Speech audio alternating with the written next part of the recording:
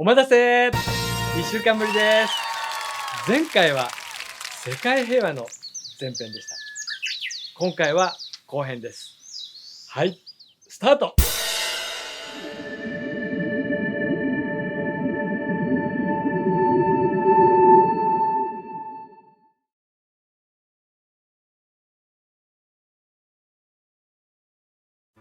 こんにちは。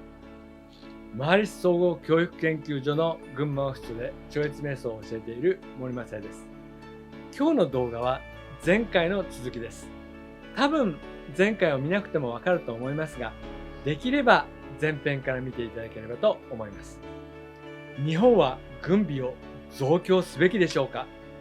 核武装をした方がいいのでしょうか？というところで終わりましたね。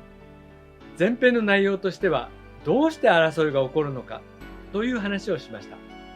心配や不安がある時とか、自分の考えに従わせようとする時などを考察してみました。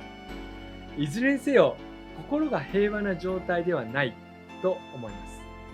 相手が武器を持っている時には、こちらも武器を持つ方がいいのか。後編ではそれについての解決策を提案します。さて、相手が武器を持っている時に、こちらも武器を持っていないと攻撃をされそうです。国と国の戦争の場合には、相手の軍事力ですね、兵器がどれくらいとか、兵士がどれくらいかを調べて、相手の方が強そうなら戦争を仕掛けない。でも徐々に自分の国の軍備を増強していって、相手よりも軍事力が大きくなったら戦争をするかもしれません。あるいは相手のトップを何らかの方法で交代させるということもあります。これが目的であれば、実は戦争をしたいわけではないということですね。相手の国が自分の言うことを聞いてくれればいい。実際戦争ってそういうことばかりの気がします。これは個人の喧嘩でも同様だと思います。そして相手が武器を持っていれば、こちらを武器を持って対抗したいという発想が一般的ですよね。私も確かにそう思います。ということなのですが、マハリス総合教育研究所としては、戦争については別の解決策を提案します。それは超越瞑想です。と思われた方もいると思います。実は超越瞑想を何人かで集まって行うと、周囲に平和が生まれるという研究結果があります。これは急に言われても信じられませんよね。ここから話がガラリと変わります。ターニングポイント。ちょっと言ってることがおかしいというあなたが正解です。でも興味深い話なのでお伝えします。ぜひ聞いていただきたい。最新の脳波の研究では、私がここで例えば瞑想するとですね、横にいる人の脳波が変わるというデータがあるそうです。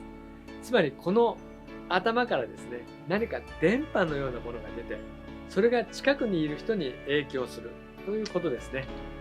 信じられないかもしれません。見えないものですから、無理に信じることはないと思います。ただ、そういう研究データはあるそうです。実際、この場所ですね、ここには携帯電話の電波も来ていますし、Wi-Fi の電波も来ていますが、見えません。スマホで確認すると YouTube を見ることもできます。今ここに見えないですが、動画のデータが来ているんです。目に見えないから存在しないとは言えないですよね。脳波も実は目には見えませんが、何か体の外に出ているそうです。よく超能力で出てくる話があって、目を閉じて相手に念力を送ってってやりながらですね、気づけと念じたりですね、相手に私が思っていることを伝えるっていうのは普通に考えて無理がありそうです。しかしこうしてリラックスしている時に周囲に調和的なリラックスの波が伝わると、そういうふうには思っています。これは感覚的なものですので、人によっては否定されるかもしれません。ただ、近くにいる人がリラックスしていると、なんとなく自分もリラックスします。周囲の人が興奮したりピリピリしていると、そういう影響も受けると思います。なかなか信じられない話でもありますので、超越瞑想を広めたマハリシ・マヘーシ・ヨーギーは、科学的研究を行ってそれを証明しなさいとおっしゃいました。それで瞑想による脳波の研究が始まりました。そしてその中でもグループで超越瞑想を行うと、その周囲に調和が生まれる、犯罪が減る、争いが減るというような研究があります。興味深いと思いませんか？現在、超越瞑想に関する研究論文は500件を超えています。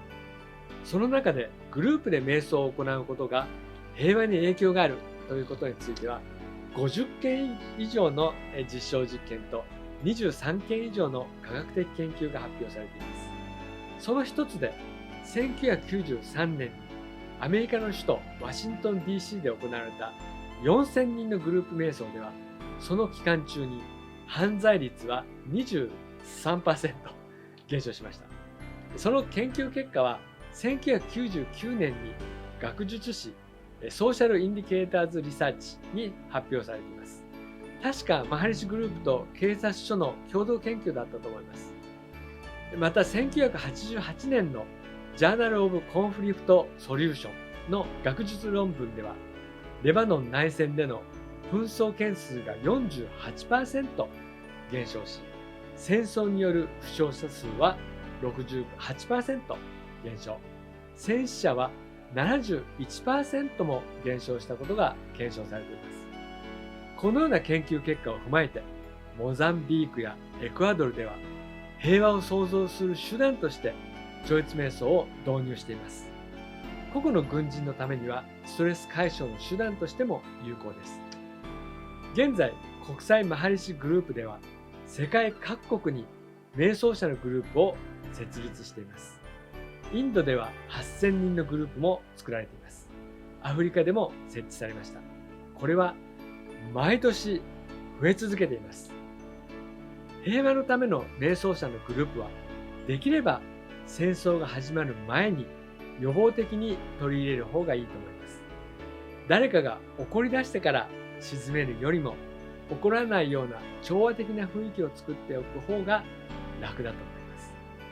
現状では日本国民にも、不安や恐怖があります。そんな中で、瞑想すれば平和になるから武器を持たないようにしようと言っても聞いてくれる人はいないと思います。もちろん超越瞑想を行っている人の中にはそのように言う人も多くいます。私は現実的な解決方法としては、武器を持つ、持たないという議論には参加せずに、超越瞑想の瞑想グループを作っていくことを提唱します。普通に考えて、こちらが武器を持たずに暴力も振るいもしませんと言ってると、隣に暴力的な人がいる場合には、ちょっと金よこせと言ってきますね。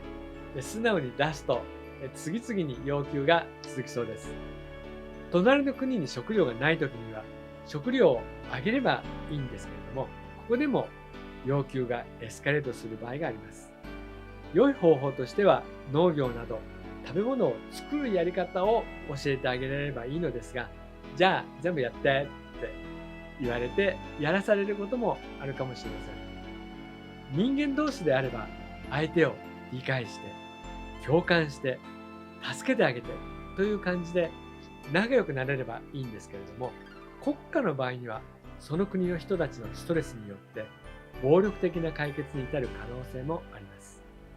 それなので、ただ単に今すぐに武器を捨てよう、近隣の国と話し合いをしようと言っても、それはさすがに無理ではないかと思います。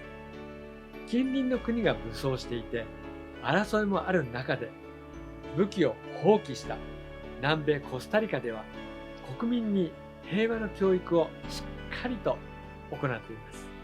平和の教育というものも必要です。この話、いろいろと長くなってすいません。ということで、この一言がまた動画を長くしまっていますね。というこの一言も余計ですねっていう、これも余計だ。すいません。ということで、たまにマハリシグループは武器を捨てて瞑想すれば平和になるって言ってるけど、そう簡単じゃないよって言われることがあります。それは本当にその人の言う通りです。簡単なことではありません。私は武器は捨てなくていいと思います。必要なことは超越瞑想です。多くの人が瞑想をしてストレスをなくして平和的な人間になり、そして平和的な考えを学ぶようになれば、あ、なんか武器って入れなくねって隣の国の人と話すようになるだろうと思っています。ちなみになぜ私が超越瞑想の教師になったか、皆さんご存知でしょうか？それはみんなが超越瞑想を学べば世界が平和になると思ったからというのも理由の一つです。今の世界情勢では軍備増強にお金を出すのはしょうがないかもしれませんが、ぜひエクアドルのように軍事費の予算の中で瞑想を行う平和部隊を作ることについて検討していただきたいと思っています。それとですね、マハリシグループとしてはいくつかの提案を政治団体や宗教団体に持っていきます。